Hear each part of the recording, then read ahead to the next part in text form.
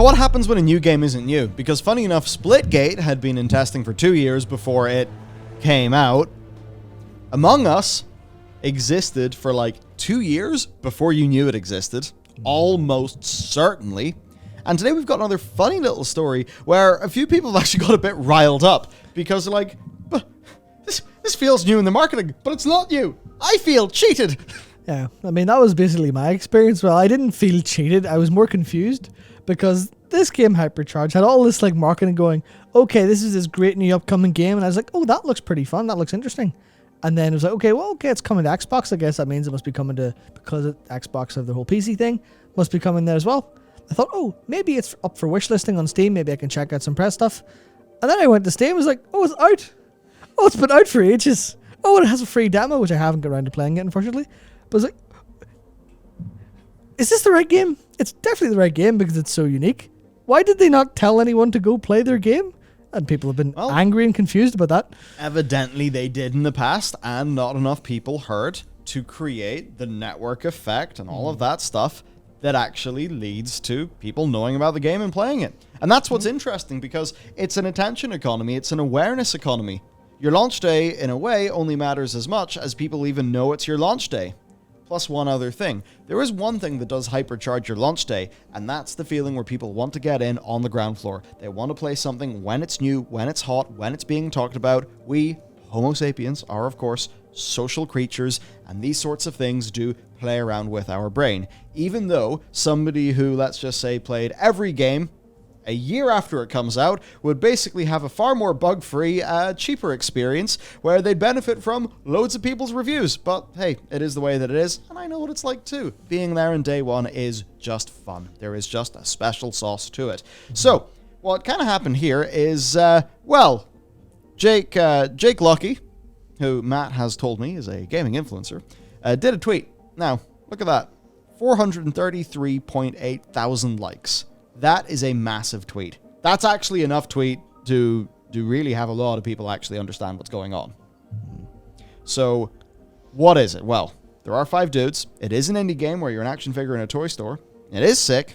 However, they're not trying to make a game. Here's the thing. What would happen if he put that tweet out, but it said, look, these people made a game that came out 2 years ago, and it's sick. 80 people, 100 people. Okay, probably more because he's a big person, but it wouldn't really have that like pizzazz to spread as much. Yeah, that's what's interesting. It is as simple as old game, don't care because it's old. People mustn't have liked it. Versus new game, oh, new possibility. Ooh, intrigue. It's on the horizon. Yep. Yeah. So no, they actually made the game and released it 2 years ago on Steam and Switch. What they're actually gearing up for is the Xbox release. And that's what's kind of interesting. New, or is it new to you? Because this is explicitly a game that is designed to appeal to people who are frustrated by modern games. So 1 to 4 player, online/local co-op, difficulty scales based on the number of players. You've got offline play with bots, full split screen support. It's a wave-based shooter with base building mechanics, which in the context of something like, the movie Small Soldiers, I suppose, is going to feel pretty good to people. They say classic PvP combat. You unlocks the old school way, in-game with hard work, no pay-to-win nonsense. And then I have to wonder, does this game, is this like you think you do but you don't for millennials? Where it's like, oh yeah, you remember those toys from your childhood? And you're like, oh look, this game appeals to you. But then you're like, no, I'm going to go play Destiny 2 instead because it has numbers that go up. And I wonder, is that just some of the brain bust that's been going on? But you take a look at the reviews here, you can see its initial launch, things are pretty good, and you basically see on Steam, oh, it just has a second launch. Yep. Which is pretty damn big. Now, that has definitely led to an increase in people playing the game, but it is starting from a small position, and obviously we do not have any Switch numbers. So they're going up to like 500 people playing concurrently, a 1,600 player 24-hour peak, which, look, if that's 1,600 players and you've got a bunch of 2-player, 3-player, and 4-player, that's a lot of lobbies. For sure, yeah. A lot of lobbies, a lot of people having fun. We get so used to seeing absolutely crazy big numbers that we forget that something like this can just, in a rather cozy fashion, continue to do well and be a really great game to a small amount of people who really would like it. But you can certainly see, I mean, man, those average players, those are damn low. For sure. I think this ends up being the sort of game then that you're not going in finding a lobby. It's more you decide to play that with your mates in Discord. Yeah, which I think because obviously again we talked about the game fantasy idea, and you think about it, you're like, maybe it won't Superland because there's something about it, at least to me, and this is very, this is probably what the people like devolvers sit around doing all day is go, does this feel completely right? And to me this feels like 99% of the way there. All the defense building mechanics, all of like the fantasy of you're an action figure in a toy store defending from other action figures. Anyone who watched Small Soldiers or, in the millennial range is probably going to be like, hell yeah, that sounds absolutely wonderful. That feels like something that would be a lot of fun. It feels like something that would be a lot of fun in basically every kind of way for groups of players. And credit to them, they're doing a good job of capitalizing on this. So it's actually a top 4 selling game on Steam. At least it was 10th of July. Like, that alone is pretty damn impressive. Yeah. Say, hey, Xbox, we have your attention now. So it's like, hey, Xbox, wanna increase our Game Pass advance? Basically. Are they in Game Pass? It's not confirmed, but I'm assuming they don't have a release date, so they won't have Game Pass confirmation. But interesting. If you're working so closely for a game like this is a perfect Game Pass game. In the same way that it was Rainbow Six Extraction's the final name, right? They changed it from Quarantine, where like that's like on paper the perfect Game Pass game. The same way like there's not enough game for it to come out any other way. yeah. But they say the kind of like the co-op, the multiplayer, the Back 4 Blood kind of thing of you and your 3 friends have Game Pass and you're looking for something to play together. This is absolutely perfectly positioned for that. Yeah, and they know it. So they've got 40,000 up on their Xbox like sign up page. So it does actually seem things have been going pretty damn good for them. Yeah. So this has been taking off like a bit minorly. It definitely gets a swell after the Lucky tweet, but this is also something where they've been trying to obviously access the Xbox audience as well. Now what's funny then is there was a bit of a controversy because of the long-form social media campaign seemingly not having a clear ending. Some people following the account actually started harassing the development team, trying to get an Xbox release date, and then they released a video disowning those fans and refuting their support going forward, which, yeah, do that. You can't just be berated into giving a release date. It often literally does not and cannot work like that because of how contracts are. So people can get oddly angry and entitled. It's like, I followed your tweets, I'm entitled to know. I don't get people sometimes. People need to chill out. But basically they're trying to like use all of this, maybe get themselves on Game Pass. Like that's what they're tweeting about. I mean, this is all just good marketing. Marketing is extremely important. You can even see like 5K likes for an indie. That is awesome, Twitter. That's awesome. So Game Pass would make a lot of sense. For them, it would mean an initial burst of cash. It would definitely mean an influx of players, and then the Game Pass effect, where it will probably do better on Steam if it ends up on Game Pass, because that's just something that happens. And I think for a perfect example of why they're doing all of this is actually Vampire Survivor, because that came out, did super good in Steam, and very rapidly it has ended up on Game Pass as well. Yep, which is a great position for them. That's interesting, because I always thought like early access games on Game Pass was a bit of a weird thing, considering Game Pass is more about like, hey, here's like the curated selection of good video games you might want to play. I thought that maybe that would like open the doors or open the floodgates, I guess, for early access kind of lower quality stuff. Is not quite perfect yet, but obviously Vampire Survivors is just like improving so rapidly all the time that if they can get the Steam updates over at the same time, then that's perfect. And it is interesting because you think, okay, well, Vampire Survivors is like £2. Who's not like, I imagine that's not a huge amount of money to a lot of people who are interested in like a lot of hours of gameplay. It's really good value. And you think, well, that's a very cheap game to go on Game Pass.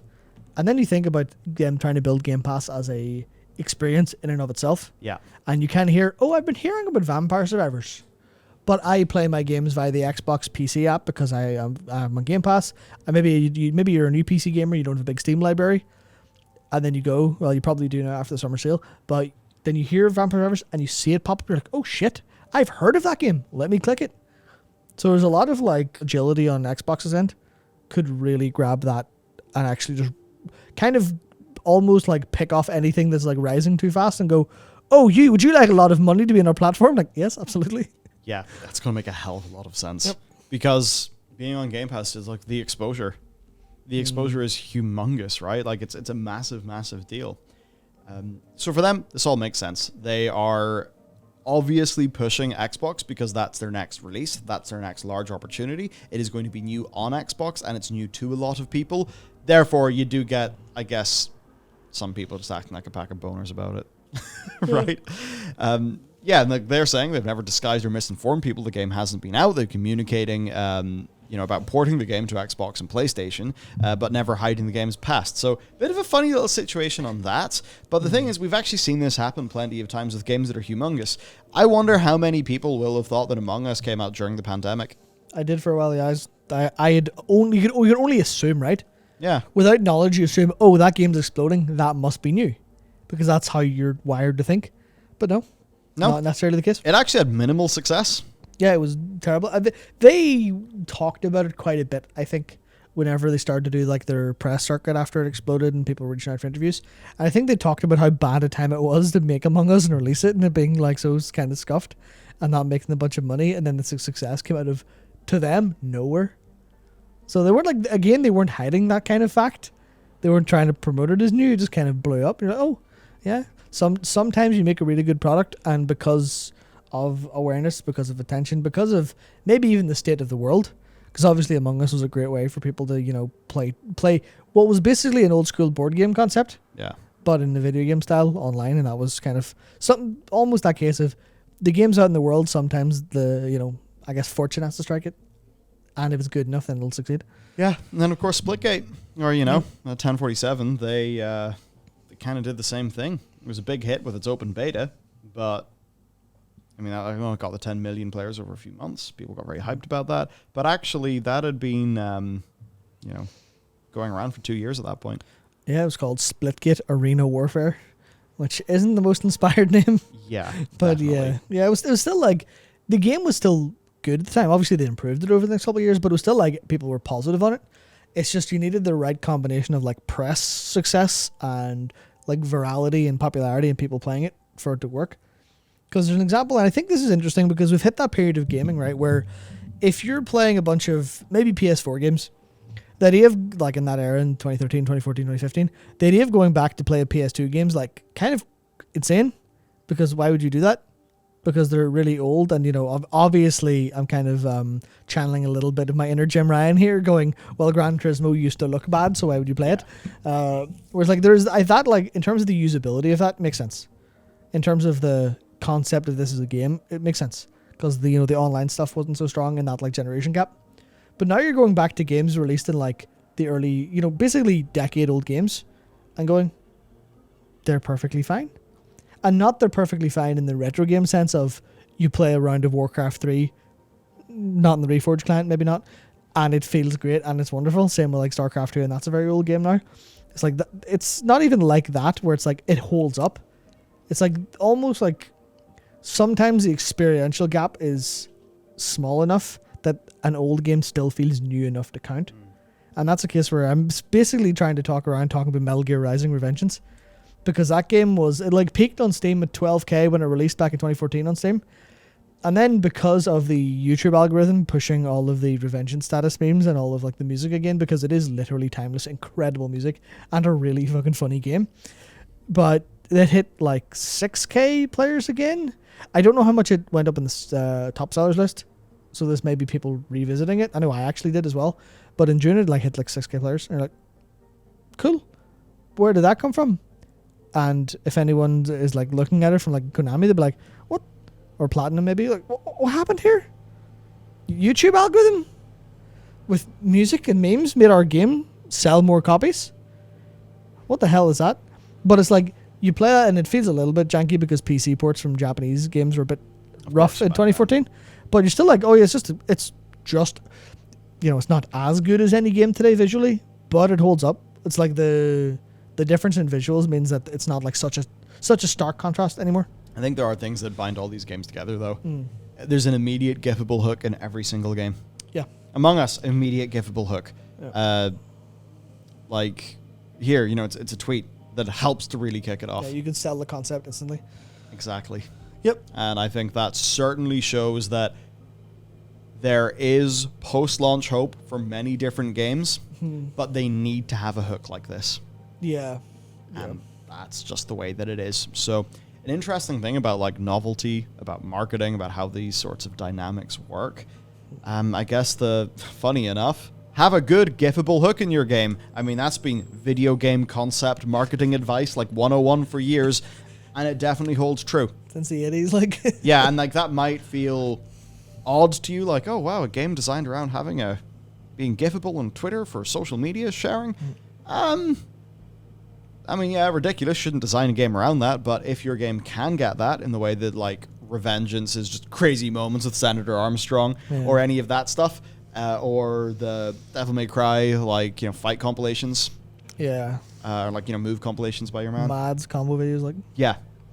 So just goes to show something, doesn't it? Anyway, there you go. I suppose.